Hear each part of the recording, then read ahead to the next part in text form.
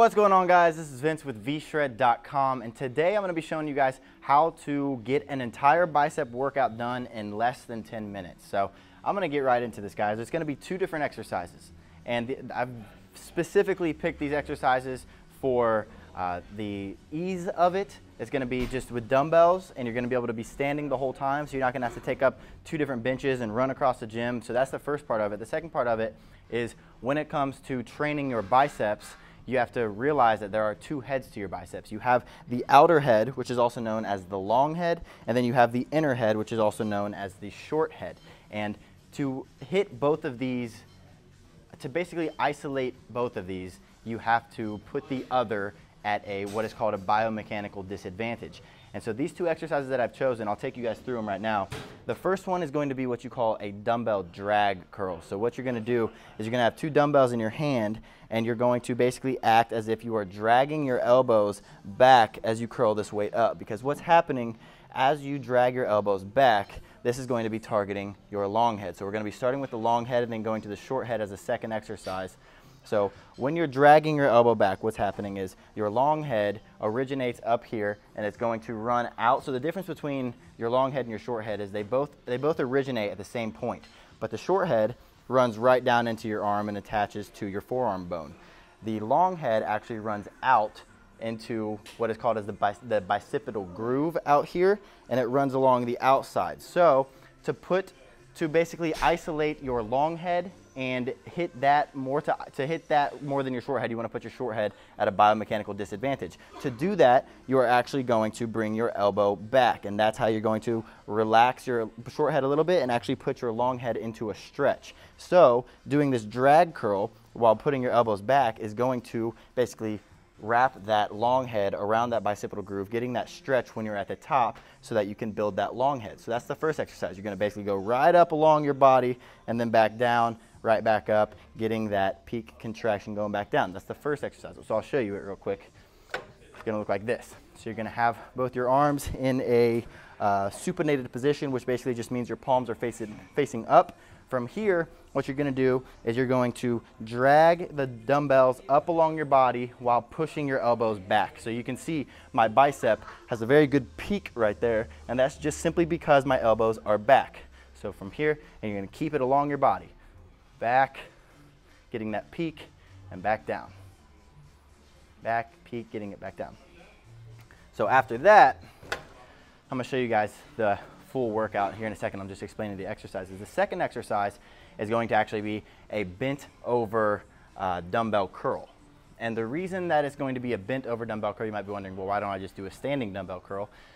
Well, in order to so the last exercise we were doing was putting the short head at a biomechanical disadvantage and the long head at a biomechanical advantage. So if we want to hit the short head, we need to do the complete opposite. We need to put the long head at a disadvantage and the short head at an advantage. So if bringing your elbows back puts the long head at an advantage, then putting your elbows forward is going to put the long head at a disadvantage and the short head at an advantage. And then one other thing that you can do when you're doing this to basically hit that short head is knowing that it inserts up here and it runs straight down into your forearm bone. Another thing that you can do to get an even deeper stretch on this muscle and put it at even more of an advantageous stage, what you can do is basically bring your elbows out a little bit. So this is going to hit that short head, that inner head, a hell of a lot more than if you were just standing up straight. So I'll show you guys it right now. So what you're going to do is you're going to get these dumbbells. I'll just show you. You're going to bend over. The whole point of this is to get your elbows in front of your body. If you're bending over and you're still keeping your elbows back like this and then you're curling up like this, that's just useless. You want your elbows in front of your body, keeping your lower back, your core tight so that you're not hurting yourself. And then from here, you're going to supinate your wrists. You're going to bring your elbows out just a little bit. And by bringing your elbows out, I don't mean like this. I mean like this.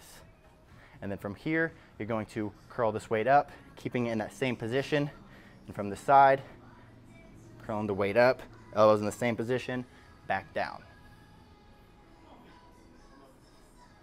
So those are going to be the two exercises. So what we're going to do is basically what I call run the rack. So what you're going to do is you're going to do both these exercises back to back. You're going to do the first drag curls Do it as many as you can, and then you're gonna go, basically start as heavy as you can.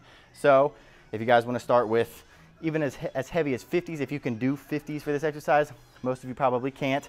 I don't even think I can, but I'm saying start as heavy as you can handle the weight, and then you're going to go until failure with the drag curls, bend over, go to failure with the bent over dumbbell curls, and then you're gonna drop 5 pounds. And then you're gonna do it until failure, failure, drop 5 pounds. No rest all the way down the rack. So I'm gonna show you guys it real quick. I'm not gonna go until failure because I am filming other stuff today and I just don't wanna be dead for that. So I'm gonna show you guys what I mean real quick.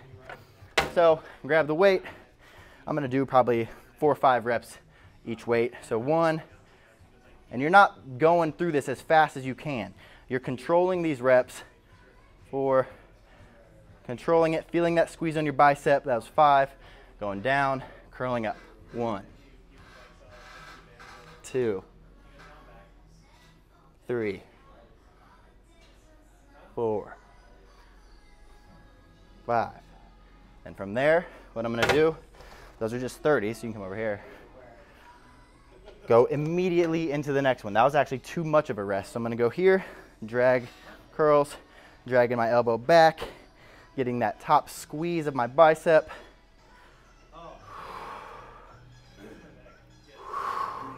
Down, keeping my elbow in front of my body, getting 5 here. And this is already getting hard.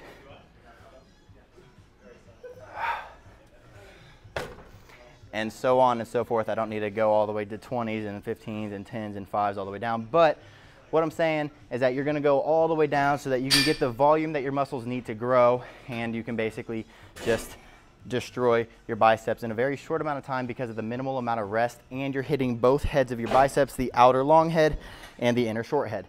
So if that helped you guys, I have a free physique builder tool that spits out 3 tips for your specific body. If you want to check it out and get those 3 free tips, just click the link in the description below. Other than that, if you like this video, make sure you're giving it a thumbs up. Make sure you're commenting any questions, concerns, video recommendations in the comment section below. Other than that, make sure you subscribe to the channel so you know when I'm releasing a new video. Thanks for watching. See you in the next one.